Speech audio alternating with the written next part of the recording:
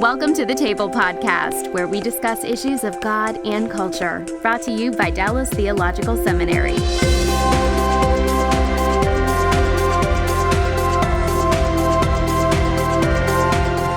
Welcome to the table, where we discuss issues of God and culture. I'm Mikel del Rosario, Cultural Engagement Manager here at the Hendrick Center at Dallas Theological Seminary. And we have a special show for you today. As it's Christmas time, we want to talk about history and the Christmas story. We'll be talking about some of the most common questions that people have about the traditional Christmas story. And I have two guests coming to us via Zoom today. The first guest is Dr. Daryl Bach, Executive Director of Cultural Engagement at the Hendrick Center and Senior Research Professor of New Testament here at DTS. Welcome, Daryl. My pleasure, and you've got that introduction down, Mikel. I just want you to know that. I can say that in my sleep, unfortunately. And my second guest coming to us also via Zoom is Joe Fantin, Professor of New Testament Studies here at DTS. Welcome, Joe. Thank you. Good to be here. Well, it's a wonderful time of the year that we're talking about today. I want to begin just by thinking about the traditional nativity scene. You know, so many of us have these in our homes, or we see them at our churches around Christmas time, and it's just so iconic, right?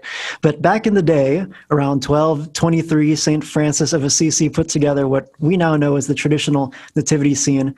And it was never meant to be like a historical security camera footage version of what happened when Jesus was born. Instead, we have this collection of characters, different scenes in the story, kind of like a movie poster that just pulls a number of these characters and scenes together. So let's think through the traditional nativity scene and kind of get a handle on what we're looking at when we see these famous iconic scenes around Christmas time. And Darrell, I want to start with you. If you could just help us kind of understand the kind of time compression that's going on here when we, on the one hand, we've got the shepherds who are linked with the angels. And then on the other hand, we've got the wise men who are linked with the star, and they're all there together. But when did each group actually come on the scene? Well, to be honest, I'm not sure we know the chronology with that kind of precision. We know in general terms what's likely to have happened. And most creches that I see have sheep present. They were in the field. They weren't with Jesus when he was born. So that's relocation number one. The sense is that the shepherds did visit pretty close to the birth, but the Magi may have been later. And we don't know how much later. We do know that Herod tried to slay all the children age 2 and under after he figured out the Magi weren't coming back to tell him where the Messiah had been born. And so we know there's a delay because the Magi have to visit, find out where the location is, go to that location, and then leave that location long enough for Herod to become suspicious. They're not coming back to tell me where he's located. So this is after. We just don't know how much after. So when you do the creche scene, at least the normal way that it's seen, and you want to be biblical, I think what you have to do is the shepherds could be there. Joseph and Mary could be there with the baby. The sheep need to go back to the field, and the Magi are somewhere. We just don't know where. They're not in the room at the same time that the shepherds are. Now, what was the social status of shepherds, and why was their visit important? Well, that's actually debated. Some people think that shepherds have a very negative connotation, but most of the evidence we have for that is later than the first century. So we can't be sure that actually goes back into the first century. And as a result, some of the points that are made off of, the shepherd's background, et cetera, that you sometimes hear in association with the Christmas story may actually not reflect the point of the narrative. Why do you think their visit was important? Well, as is true of the entire scene from beginning to end, everything about it reflects a very humble or set of origins for Jesus. I like to joke with my classes that if you were in the PR meeting planning the arrival of the Messiah, and you were saying, what's the best, most effective way to do this? That most of the planning that would involve the normal way we would think about public relations is it would happen with a lot of fanfare. It would happen in a capital city. Everyone would be aware that it's going on, et cetera. In fact, what you get is a little village outside a capital of a location that is very tangential in the totality of the Greco-Roman Empire, tucked away in a little corner. My analogy is it'd be like someone being born in Samoa in relationship to the United States. And then of course the people who are gathered, I mean, the Magi obviously have traveled a long way to come, but the shepherds and Joseph and Mary themselves being in a room because there isn't room at the end, everything about it is very, very humble and reflects the fact that God has come, not for the elite, not for the powerful, but for anyone and everyone who is reflective of being made in the image of God. Mm-hmm. And these are Jewish shepherds, right? I would assume so. Yeah, we're in Israel. And so we have the Jewish shepherds, and then we have these Magi who are coming from outside Israel. And Joe, let's talk about the Magi for a little bit. In Matthew 2:2, the Magi came to Jerusalem. They were asking, "Where is the one who has been born King of the Jews? We saw his star when it rose. We've come to worship him." And then verse 9 says, "It went before the Magi and it came to rest over the place where the child was." Let's think about who the Magi were for a minute. Who are these guys? Again, we're not 100% sure on who these guys are, but probably our best educated conclusion or guess is they're probably Persians. Persians were interested in astrology. They're interested in stars. The word Magi really only appears here, although we also see it later in the book of Acts, chapter 13. We're talking about a magician there. People who probably are not what we would normally think of as good Christian type people, even good Jewish people interested in stars, interested in that, but would have nevertheless probably been important. They might have a history going back into Babylon and Persia with even the book of Daniel may mention individuals like this. So the best guess we would probably say would be these are astrologers interested in the stars and saw significance in that type of phenomenon. How did ancient people view stars? Certainly differently than we think about stars today. But what was the idea that they had in terms of why they were watching the star and what stars were? The ancients watched the skies for lots of things, whether it be birds and during the daylight or stars at night. These could be deities at times, but they also, depending on how the stars were aligned, it depended on what type of life you'd have if you were born under those particular things. So they paid a lot of attention to these kinds of things. And like I said, in some cases, when an important person died, they might look up to the sky and saw a new star, and they could have identified that individual with that. So these were important. These were the types of things that the gods used, or the gods themselves were, that could help direct and us get a connection to some information that we might not otherwise have access to. Philo and Origen saw stars as living kinds of beings, and in the Old Testament, some people saw them as angels. It's interesting, in 1993, Dale Allison had a piece in Bible Review magazine where he cited the Arabic Gospel of the Infancy. In chapter 7, it says that it was an angel in the form of a star. Is that a widely held idea that it was an angel? I don't think it's a widely held view, but it's one of the potential supernatural explanations for the star. It could have been a star that God did outside of the normal course of creation to lead the Magi's there. And this notion that it could have been an angel makes sense. It could be a supernatural expression of God trying to use an angel to guide, and the star is just a way of doing that. So I don't think it's widely held, but it fits within that type of interpretation with a supernatural idea. That's interesting. I don't think I've ever seen a Christmas play where you dressed up a kid as an actual star, and then had them come on the stage. But that would be interesting. Daryl, you think about a new play character there. Yeah.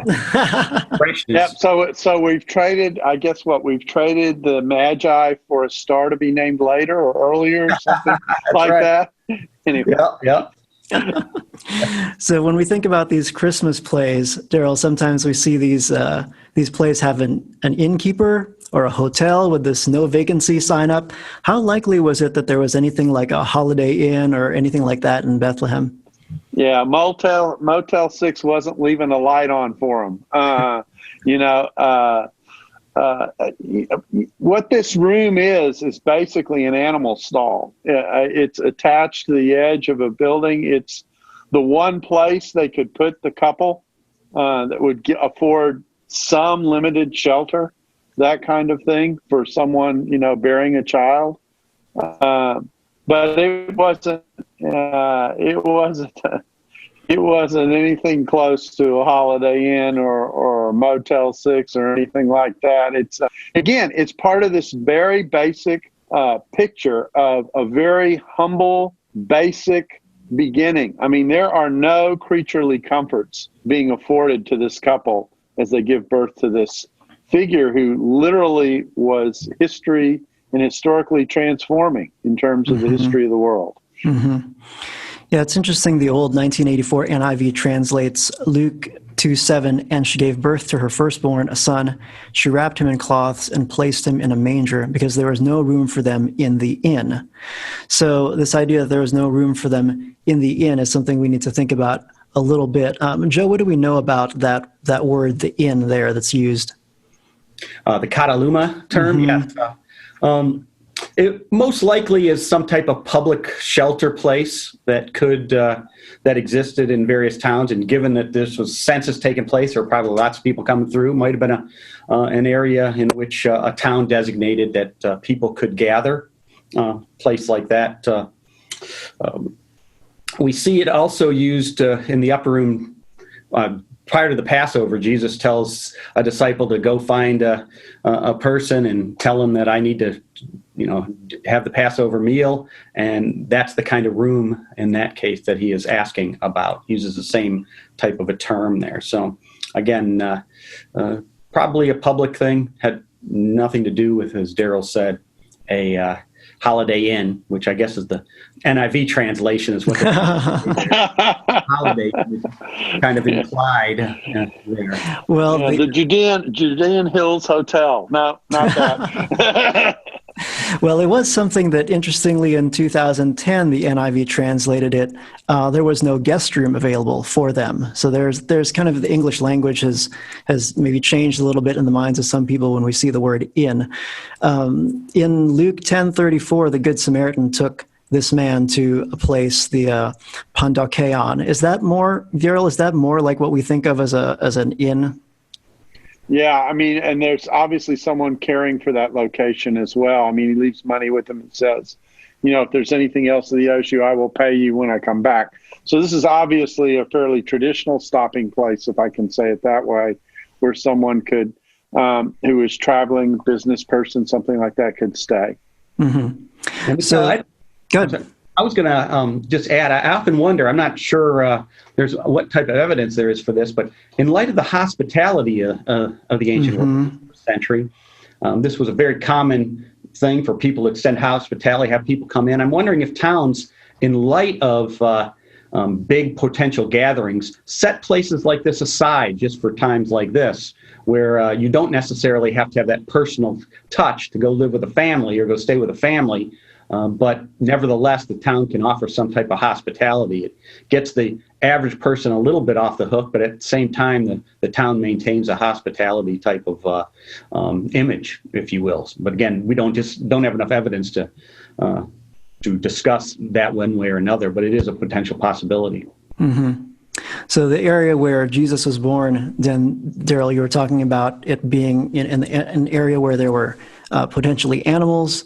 And what is a manger? Because we hear this, we sing the song "Away in a Manger," and sometimes people aren't entirely sure. Was that a barn or what is that? Tell us what a manger is. It's an animal trough, basically. So this room, however it was being used, also was a place where animals could be housed in case of weather or something like that, or if they needed an opportunity to just refresh themselves. This would be a place where that could take place. Like I say, it's just a very, very common, maybe even rustic location There's nothing special about it. There's no penthouse. This is on the opposite end of that scale. And were the feeding troughs made of stone, or were they made of wood more commonly? I actually don't know the answer to that question. And I wouldn't even know to surmise. I mean, I imagine it could be either, but I don't know that. Okay. Yeah, there have been a couple there's a picture in the Holman Bible Dictionary of one in stone, but then also we have a lot of our common pictures in wood. And I know there's trees around the area, but there's also a lot of stone there. So, but the point being, it's super humble, right? This is not like what you would make up. It also tells us that Luke resisted the temptation to make the physical location a grand kind of a place, that the early church didn't invent this setup, even though Jesus was called the King of the Jews. And speaking of which, Joe, why was King Herod so concerned about the Gentiles, or anybody, calling a little baby the King of the Jews? Well, first and foremost, King Herod was the King of the Jews. So any other person, I guess it's kind of like someone coming up to your wife and saying, "Hey, I'm Mikel's wife." Might not go over very well with your wife. It was a term that.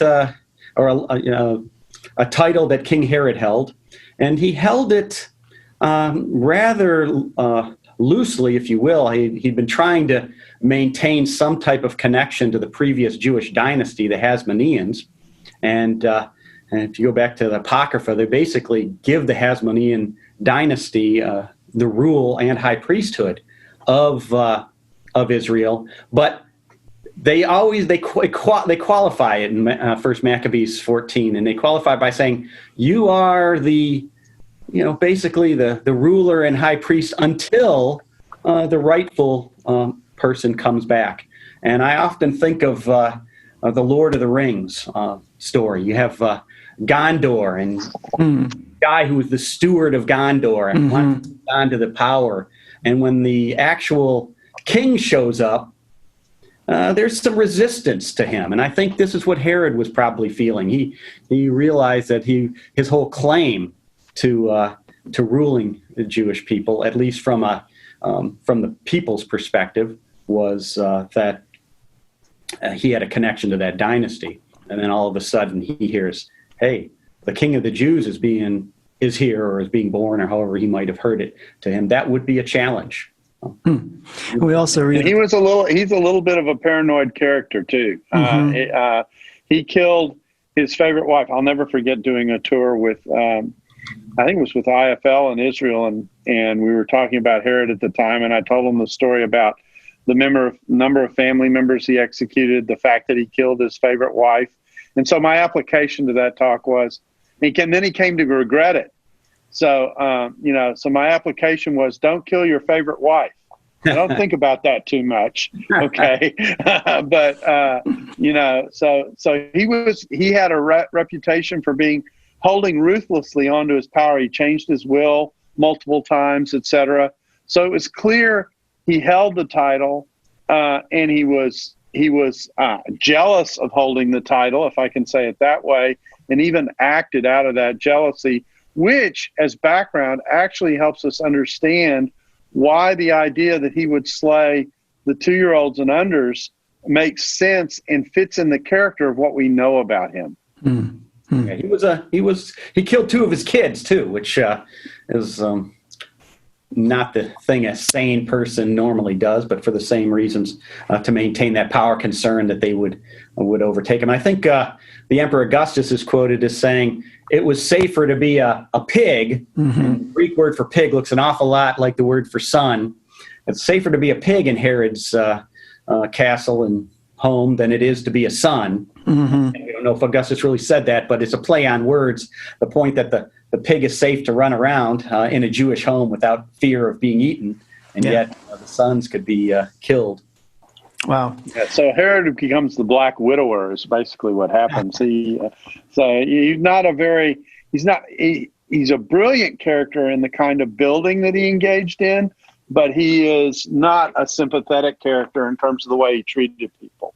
And so when it says that the people, or Herod was disturbed and all the people with him, that's because they were kind of, this dude's like the paranoid king, right? Who is he going to kill next? Who looked at him the wrong way? That's in Josephus. We get that detail from what Josephus tells us about Herod.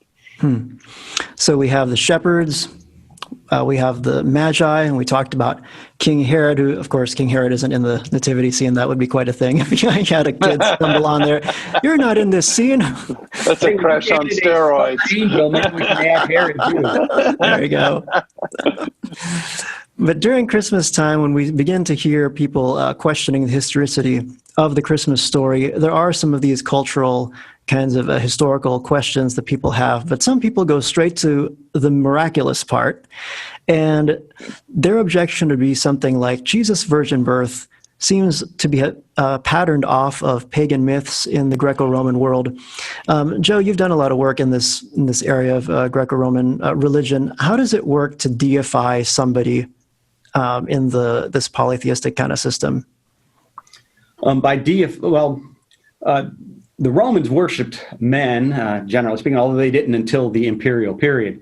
But to deify a person, I think, let me step back and say, for important people, they wanted to have miraculous type births. They had stories that surrounded their birth, whether or not they were actually ultimately going to be deified or not. And it just seemed to be one of the things on your resume. If you wanted to be an important individual, you'd have to find out birth, remarkable, and that would tick that particular box.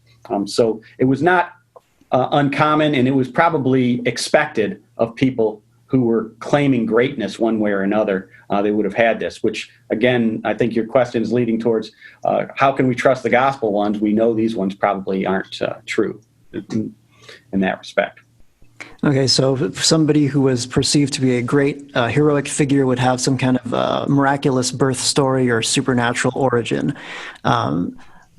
Let's talk about this a little bit, Daryl. I know we've talked about this. We did a whole show on this with Mary Jo Sharp a couple of years back. But what place would a deified person get in the pantheon? Well, what you get, a deified person is a person who is treated as having lived a life, if I can say it this way, worthy of a god. And so it's a way of honoring someone and giving them a status, and basically saying, he ruled us like a god. That would be one way to think about it. And when you think of the pantheon of gods, you got to remember the Romans had a ton of gods. You go to Pompeii and you walk around, you're running across all kinds of temples to all kinds of gods as you roam the streets of Pompeii. And in fact, I like to joke, there were a lot of religious holidays in the Roman calendar. I think there are about 150 Roman religious holidays a year that people were supposed to participate in. And I like to joke that we got to adopt that calendar. A holiday every 3 days isn't bad. So, but it shows you that how spiritual, I'll put it in quotes, religious life was in the Greco-Roman world. And in fact, Christians were even called atheists because they only believed in one God. You look at all these gods you're leaving out is that perspective. And so this elevation sometimes touched on rulers, and they would be basically at the bottom of the pantheon. They would make it in, but they would kind of be on the back rows, if you want to think of it that way. One of the points I like to make about the Christology of the New Testament is Jesus isn't in the back row of the pantheon. He's kind of at the top layer. He's seated at the right hand of God. So that contrast is very important culturally in terms of what it's trying to say about the nature of Jesus' authority. So very different from how Christians began to give honors to Jesus as divine. No one ever thought that Alexander the Great was Adonai, maker of heaven and earth, and that the top spot that Jewish people would give to God who created everything. Well, there's a couple. No, of he's like the new Heisman Trophy winner. Welcome to the club. And I think of those commercials that I see where the last winner of the Heisman Trophy is cleaning the door for the other guys who live in the house. Yeah. Okay, that's kind of the way to think about it. Yeah, and Mikel, it might be helpful to think to elaborate on what Darrell said there is the way the Romans would have viewed gods would have been quite differently than we do. They didn't quite have this concept, as Darrell alluded to, of this all-powerful creator type of a god. They had a much more limited type of deity. And when you lived in that particular context and you honor an individual, you give them various honors, et cetera, et cetera. But at some point, you honor somebody so highly that it actually becomes worship. Where the Romans, the difference between honor and worship of men and gods was probably a difference in degree. It just happened to be greater honor turned into worship. Whereas us with Christianity, when we honor people, it's completely a different kind than when we consider worship, where we're worshiping God. It's not a difference in degree like the Romans would have had. It would have been a different in kind. And you can even say the same thing about their divine men. We think of us and God as completely different, for a lack of better term, species. Whereas in the Roman concept, gods could simply be just great, powerful individuals. And things like immortality were not necessarily a character only of gods. There were other beings in their concept that were immortal, but they weren't necessarily deities. But yet you have these men, such as emperors, that would have been actually seen as gods. And I think Darrell's alluding to those who would actually become gods officially, put into the pantheon, if you will. They would have gotten a name like Divus. And that was generally reserved in the first century for emperors that did good things like Augustus, and then Claudius and Vespasian and people like that. But the individual themselves, the man, while he was alive, was also viewed as a god.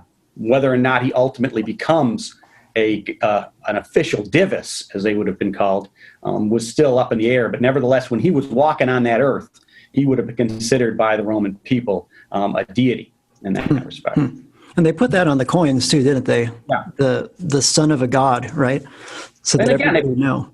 If you're Tiberius, for example, and your adopted father is Augustus and he is God, what better title to have than son of God?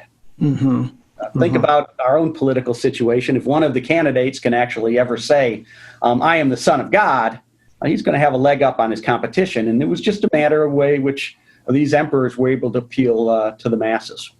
I mean, it's likely that the Emperor Nero had Claudius deified, who was not the most popular of emperors, in order that he could claim the title Son of God. We don't know for sure, but it sure came out convenient for him.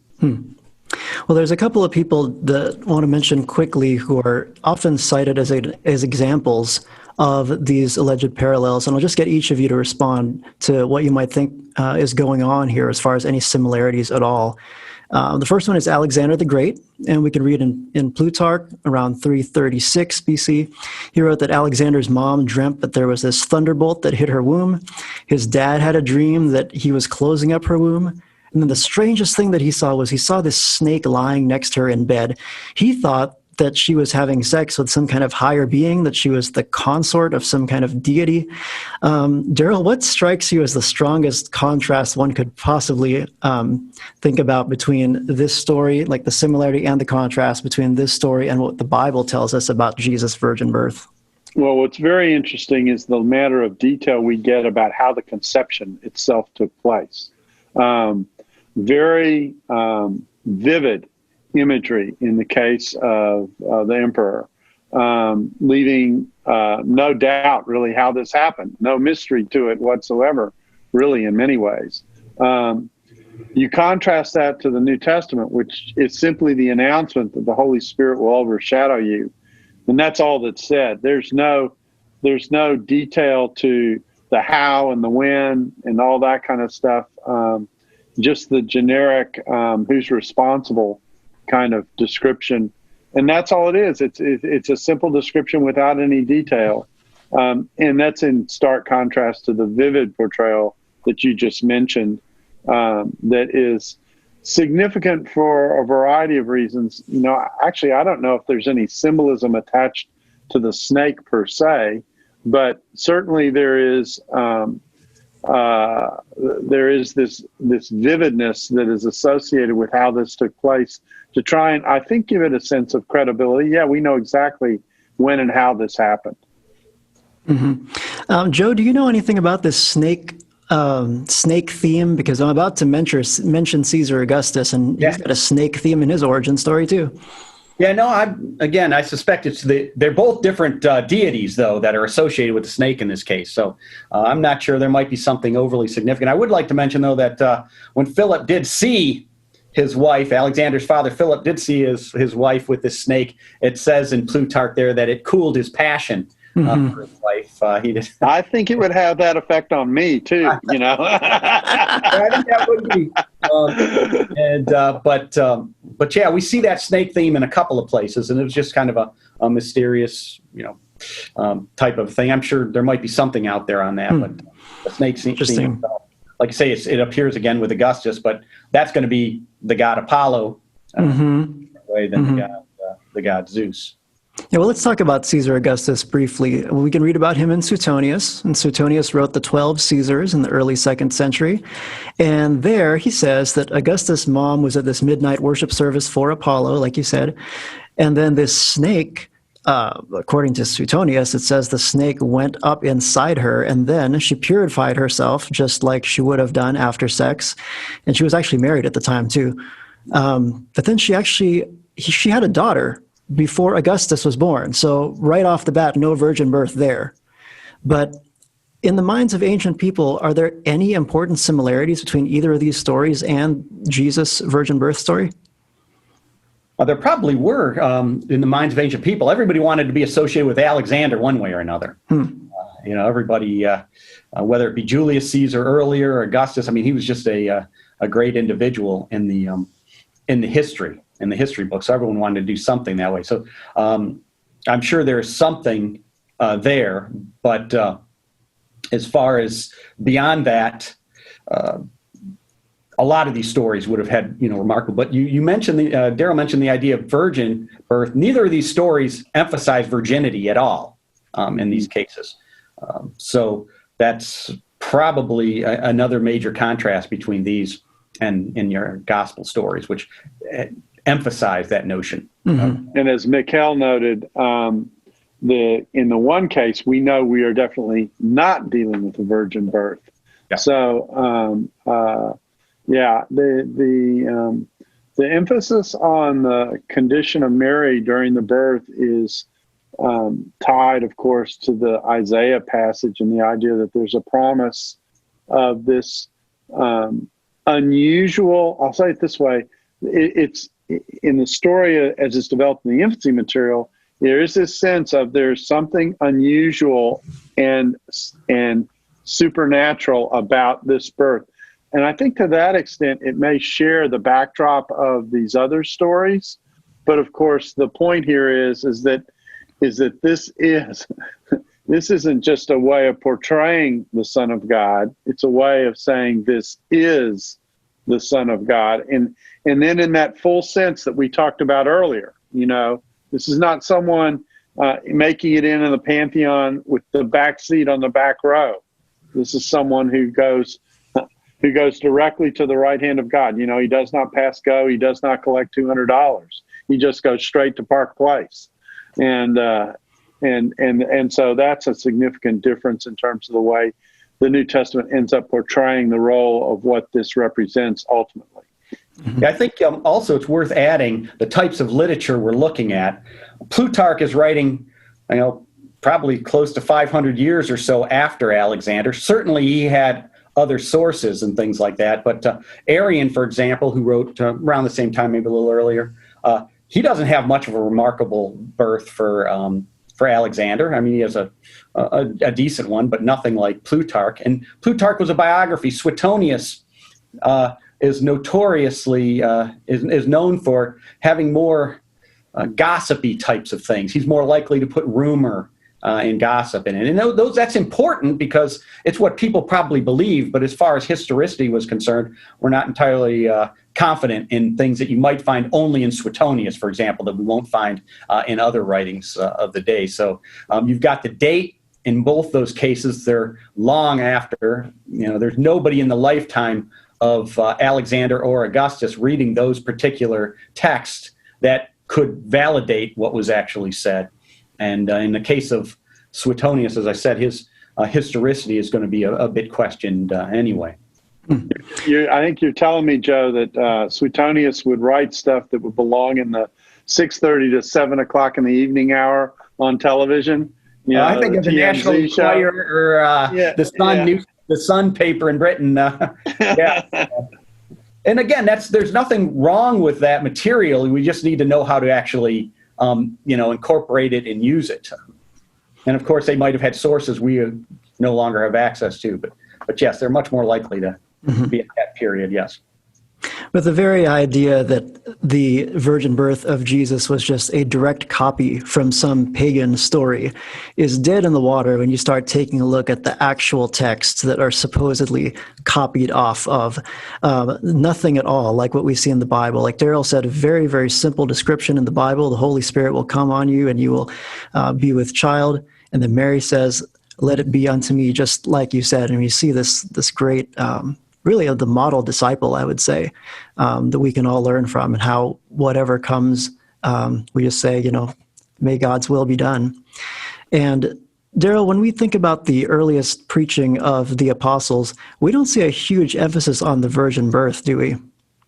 No, we don't. It's actually amazing how little it gets talked about in the New Testament when you view it as a whole. And I think it may be because in many ways, if I can say it this way, the end of the story of Jesus' ministry is what the New Testament focuses on. It's interested in the crucifixion and the resurrection, and the resurrection is seen as a restoration of where Jesus originally came from. And so, the idea in John's gospel about Jesus repeatedly is described in John's gospel as the sent one. He's sent from heaven. Or you can think of the reverse parabola that you get in Philippians 2, where the picture is, Jesus did not view deity as a thing to be held on to, grasped onto, but he emptied himself to take on humanity. So this picture is of Jesus going back to where he has been. And the virgin birth is simply a transition point in that larger story that is being portrayed. We tend to think of the virgin birth as the beginning, but it actually isn't from the biblical point of view. It's a transition point as opposed to being the beginning. So you don't see that much emphasis in the New Testament on it, not because it's not significant, but simply because it's actually a door through which the story moves, as opposed to being, this central defining feature of what's going on. The more defining feature is the pre-existence of Jesus in one sense or another, and also the return to what he becomes as a result of having done the work that he was sent to do. It also seems to speak to the credibility of the virgin birth story to me, because, as I like to say, why wouldn't they talk it up if they made it up? If the whole point was to say, let's worship this guy because he was born of a virgin, why didn't they go around saying that all the time? Sometimes people say, well, how come if Jesus was born of a virgin, why doesn't Paul talk about it all the time? Or why don't the apostles talk about it all the time? Well, that wasn't the major thrust of their preaching. Who is the only eyewitness to the virgin birth? Mary? It's clear Joseph struggled with it. I mean, you read Matthew and he goes, the scene that isn't in the infancy material that I would love to have seen how it would have played out was when Joseph and Mary told their parents, what was going on. That would have been an interesting conversation to overhear. But it's clear that Joseph was bothered by the fact that his bride-to-be was pregnant, and he knew enough biology to know I wasn't responsible for this. So how'd this happen? And so he goes to a default category, which would be, I think, the default category everyone would go to if they were in that situation. And and it's only a revelatory moment that tells them, no, this is a truly unusual birth. Mm-hmm. It's almost as heaven says, I understand why you didn't have the category for this. Yeah. Well, let's finish up the discussion on the nativity scene with Mary. And Joe, tell us if this is a standard situation in the first century. How old do you think Mary would have been? Oh, she could have been probably 14 to 16. She would have been young. Wow. And so just about the age when she just starts to be able to give birth. So that would play a role in who you would cast for your church play as well, huh? So let's think about the meaning of all of this now, because we can get into conversations about the possibility of miracles and the historicity of the gospel accounts around Christmas time. But it's important that we don't get so distracted by historical or philosophical questions in our 21st century context that we just miss out on what the gospel authors are saying through the infancy narratives. So let's think about the Gospel of Luke just as we wrap up here. Luke tells us about a number of unusual things, as Darrell said, unusual things that happened. In the first chapter, we have Elizabeth, who's an old woman, gets pregnant, even though she never had kids before. And then we have Mary, a young teen, gets pregnant, even though she never had sex before. What do these kinds of things signal to the people who heard the story as it's in Luke, Darrell? Well, I think the key thing that I like to highlight when I talk about Luke's infancy material is a theme that often gets missed as we tell the story, particularly if we get, and I don't mean this negatively, but get distracted by the kinds of apologetics that often has to come in some ways because of people's doubts about the virgin birth. The point that both actually the infancy material in both Matthew and Luke make, but in different ways, is God keeps his word. He made certain commitments and certain promises, and he will do what he says. He will do what he says if it takes unusual means to get there. And it's in his timing and it's in his program. So, there's a line in the Luke and infancy material of in effect, that this may seem to be impossible, but nothing's impossible with the Lord. Mm-hmm. And then everything is steeped in promise. Now in Luke, it is portrayed in the language of the participants. In Matthew, it is portrayed through the language of the narrator, pointing out different passages along the way that different actions represent fulfillment of in one way or another. So behind the backdrop of everything that's going on with regard to Jesus and the program is the fact God does have a plan and a program that he is executing. And he's promised certain things. He's made certain commitments. He said he would deliver his people. He has said where that would take place and under what kinds of circumstances would this child be born, those kinds of things. So there's a program that's being mapped out in God's way and in God's timing.